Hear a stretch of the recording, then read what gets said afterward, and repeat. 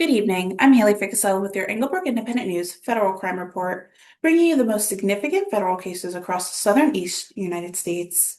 Tonight, far from inside a federal agency, violent offender sentence, child exploitation cases spanning continents, and a major drug trafficking operation dismantled. We begin tonight in Maryland. A former Social Security Administration employee is now facing serious federal charges in what prosecutors describe as a calculated scheme targeting some of the nation's most vulnerable. Najee Alexander Corbett, 37, of Baltimore, has been indicted on charges including wire fraud, mail fraud, aggravated identity theft, theft of government property, and making false statements. According to federal prosecutors, Corbett used his position inside the SSA to access sensitive personal data, specifically targeting disability recipients with mental health conditions. He allegedly altered records, rerouting benefits payments into bank accounts he controlled, and even changed eligibility dates to trigger large back payments.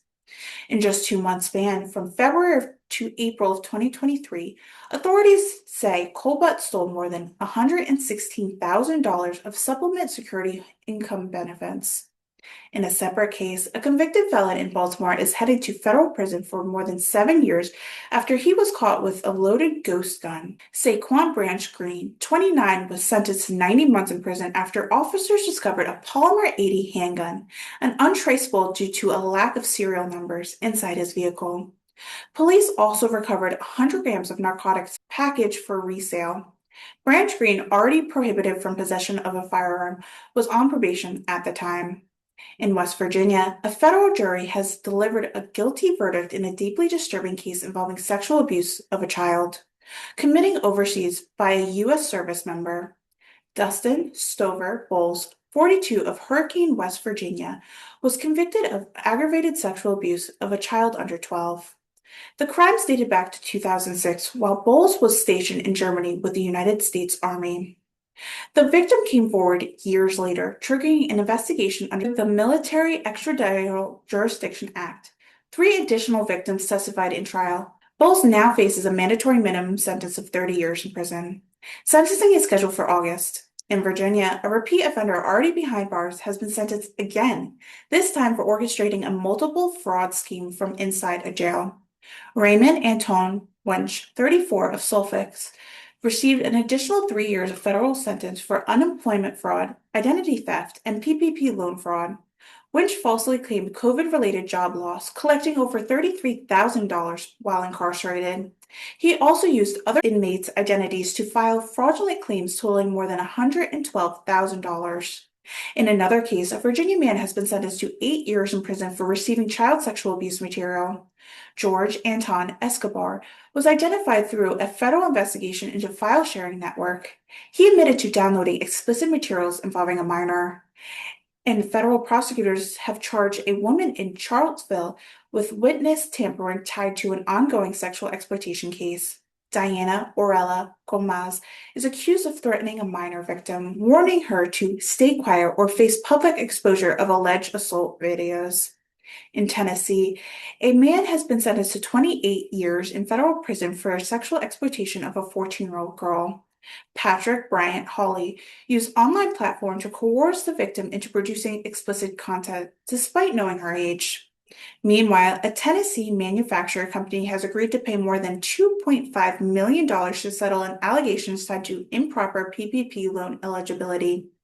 In North Carolina, a repeat drug trafficker has been sentenced to 18 years in federal prison for distributing large quantities of methamphetamine across western North Carolina. Jeremy Devon Dula trafficked at least 12 kilograms of meth along with fentanyl using stash houses and coordinated deliveries. In a separate case, a federal jury convicted Tamarcus Britt in a multi-county armed robbery spree targeting gas stations. Britt now faces a mandatory minimum of 28 years in federal prison. In a case drawing national attention, a South Carolina man has pled guilty under the Federal PACT Act. Desmond LaVon Brown admitted to an act of extreme animal cruelty, capturing it on social media. He now faces up to 7 years in federal prison. In Georgia, a former Georgia deputy sheriff has been sentenced to 15 years in federal prison for exploiting minors and receiving child sexual abuse material. Stephen Michael Brunt engaged in extensive communication with an international trafficking network, receiving explicit materials involving young children. In a developing case, federal charges have been filed following the murder of a Department of Homeland Security employee in DePaul County. Investigators say a convicted felon obtained a firearm through a straw purchaser, leading to a federal charge against both men. In Alabama, a previously deported Mexican national has been sentenced to 2 years in prison for illegally re-entering the United States after felony conviction. In Mississippi, the final defendant in a federal task force investigation has been sentenced to 10 years for cocaine distribution. In Florida, federal prosecutors have indicted a Tallahassee man on an armed drug trafficking charge, carrying potential life sentence. A former Jacksonville pastor is also facing multiple counts of wire fraud tied to Paycheck Protection Program loans.